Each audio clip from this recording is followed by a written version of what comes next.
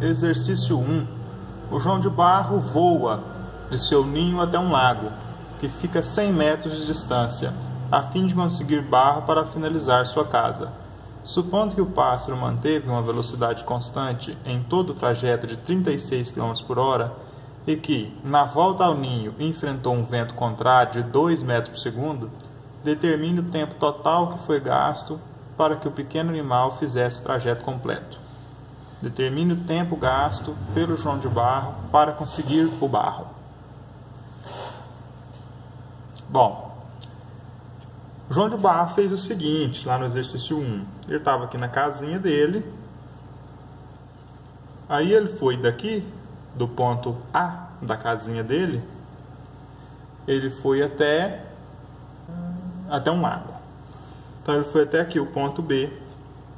O João de Barro foi até o ponto B, o lago. Esse trajeto que ele fez tem uma distância de 100 metros.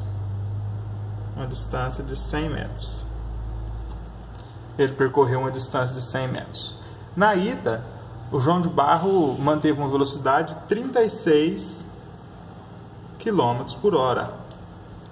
36 km por hora, para a gente passar para metros por segundo, né? Porque é comum a gente trabalhar em metros por segundo, unidades do SI, de km por hora para metros por segundo, a gente divide o valor por 3,6. Então, nós vamos fazer 36 dividido por 3,6, 36 dividido por 3,6, que dá 10. Então, o João de Barro, 36 km por hora, na verdade, ele estava andando a 10 metros por segundo. Então, o João de Barro ia da casa dele ao lago a 10 metros por segundo. E quando ele está voltando, ele mantém sempre a mesma velocidade, então 10 metros por segundo também. Porém, ele enfrenta vento contrário.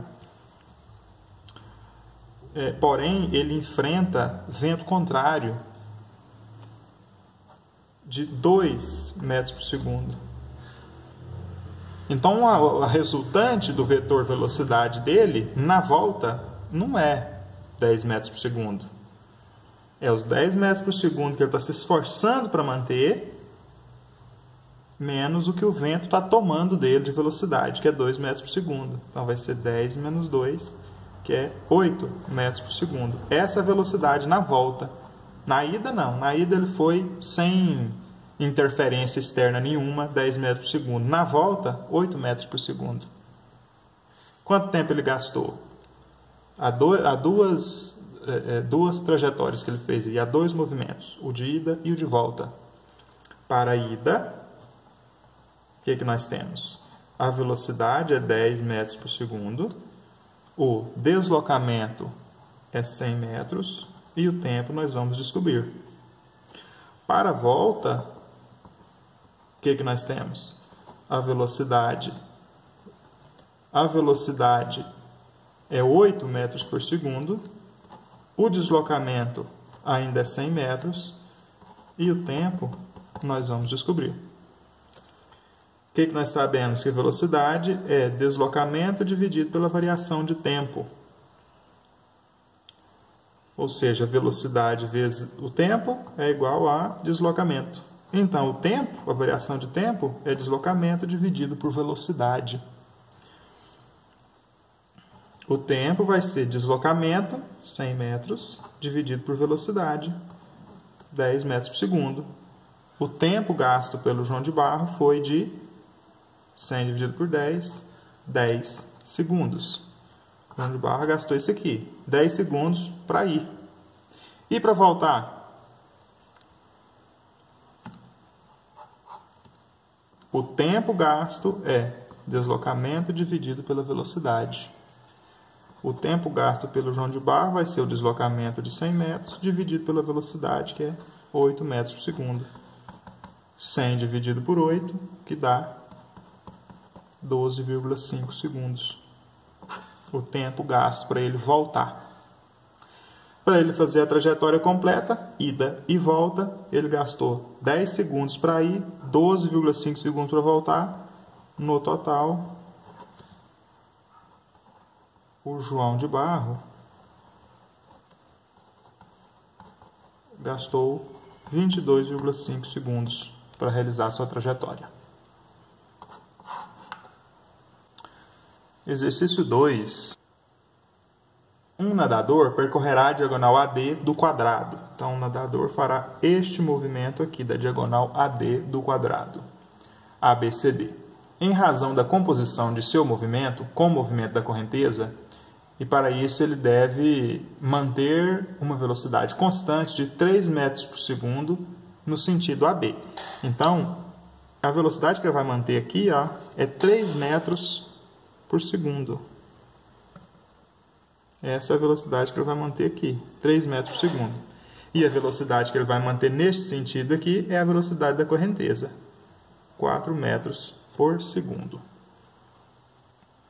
Sendo assim, determine o valor aproximado do tempo que será gasto pelo nadador no percurso AD.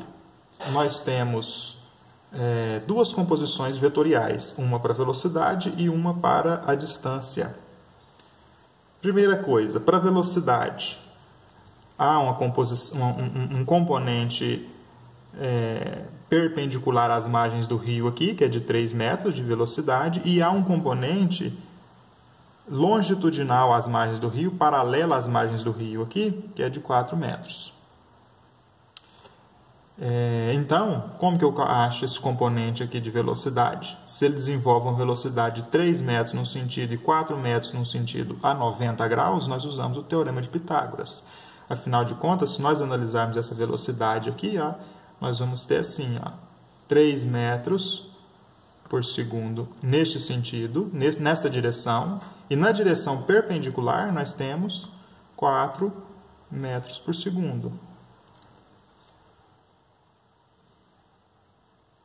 A resultante aqui das duas componentes forma um triângulo retângulo com elas. Veja que se eu projetar este vetor aqui, eu vou ter aqui 3 e aqui 4, eu vou ter um triângulo retângulo bem aqui, onde a hipotenusa desse triângulo retângulo vai ser a resultante dessas duas componentes vetoriais de velocidade aí.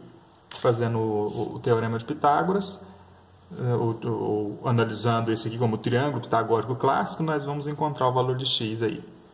Vamos lá, a ao quadrado é igual a b ao quadrado mais c ao quadrado. Então, x ao quadrado é 4 ao quadrado mais 3 ao quadrado. X ao quadrado é 16 mais 9. X é a raiz quadrada de 25. X é 5. Então, ele vai desenvolver uma velocidade de 5 metros por segundo no sentido AD. A velocidade dele aqui é 5 metros por segundo nesse sentido. É a resultante das velocidades ali. Além de velocidade, que é 5 metros por segundo, nós já encontramos, há uma outra grandeza lá representada nos vetores ali, que é a distância, ou deslocamento. Ele vai deslocar no sentido das margens do rio, na direção perpendicular às margens do rio, ele vai deslocar 8 metros. E na direção paralela às margens do rio, 8 metros também. Então, outro triângulo retângulo aqui, ó. Então, outro triângulo retângulo aqui. 8 quilômetros, ou 8.000 metros, já vou colocar em metros aqui, 8.000 metros, e aqui 8.000 metros. E aqui qual será o deslocamento dele? Será a resultante dessas duas componentes vetoriais, bem aqui. Vamos calcular ela agora usando o Teorema de Pitágoras novamente. Vou chamar isso aqui de y, já que a velocidade eu chamei de x. Y ao quadrado é igual a 8.000 ao quadrado mais 8.000 ao quadrado. Ou y ao quadrado é 2 vezes 8.000 ao quadrado. Eu prefiro fazer assim, né? 8.000 ao quadrado mais 8.000 ao quadrado é o dobro, 2 vezes 8.000 ao quadrado. Então, o y é a raiz quadrada de 2 vezes 8.000 ao quadrado. 2 não tem quadrado para eliminar com o índice aqui, fica quieto dentro da raiz. Mais o 8.000, tem um expoente 2 que elimina com o índice e sai da raiz. Então, vai ficar 8.000 raiz quadrada de 2. Essa aqui é a distância que ele vai percorrer. Ele vai percorrer com essa velocidade, essa distância. Qual o intervalo de tempo? Nós sabemos que o intervalo de tempo é igual ao deslocamento dividido pela velocidade. Então, o intervalo de tempo necessário é o deslocamento dele, 8.000 raiz quadrada de 2 dividido pela velocidade, que é 5. 8.000 dividido por 5, que dá 1.600. Então, 1.600 raiz quadrada de 2. O exercício disse para considerar raiz quadrada de 2 igual a 1,4. Então, 1.600 vezes 1,4, que dá 2.240 segundos. Convertendo para minutos, 2.240 dividido por 60, aproximadamente 37 minutos. Exercício 3. Um avião em voo horizontal voa a favor do vento com velocidade de 180 km por hora em relação ao solo. Então, ele voa a favor do vento, significa que tem a velocidade do avião, vou escrever VA, e a velocidade do vento, que é o VV. Quando eu juntar a velocidade do avião com a velocidade do vento, vai dar 180 km por hora. Significa que ele está voando a favor do vento, logo eu tenho sua velocidade, a velocidade que o motor imprime a ele, e a velocidade que o vento está empurrando ele. Na volta, ele voa contra o vento. Então, agora não é mais a velocidade do avião mais a velocidade do vento. Agora é a velocidade do avião menos a velocidade do vento, porque agora ele voa contra o vento. O vento está tirando força dele, está tomando dele velocidade. E ao voar contra o vento, o avião voa com velocidade de 150 km por hora. Então, se eu subtrair a velocidade do avião menos a velocidade do vento, 150 km por hora. Sabendo que o vento e o módulo da velocidade do avião em relação ao ar permanecem constantes, o módulo da velocidade do avião do vento durante o voo são, respectivamente, do avião e do vento. Bom, nós temos aqui um sistema linear com duas equações, já que a velocidade do avião permanece constante e a velocidade do vento também permanece constante. Ou seja, o valor que eu achar aqui para VA é o mesmo daqui. O valor que eu achar aqui para VV, velocidade do vento, é o mesmo daqui. Então, eu posso usar essas duas equações num sistema.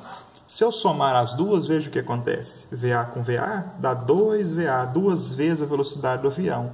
VV menos VV, sumiu a velocidade do vento. O que sobrou? 180 mais 150, que dá 330 km por hora.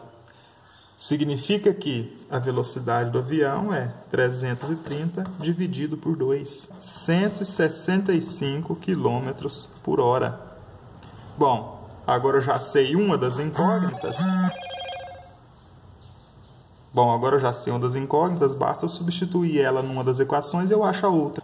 VA mais VV é igual a 180. VA nós já sabemos, 165 mais VV é igual a 180. Então, VV é 180 menos 165. A velocidade do vento é 15 km por hora. Alternativa correta, a letra A, 165 km por hora para o avião, 15 km por hora para o vento.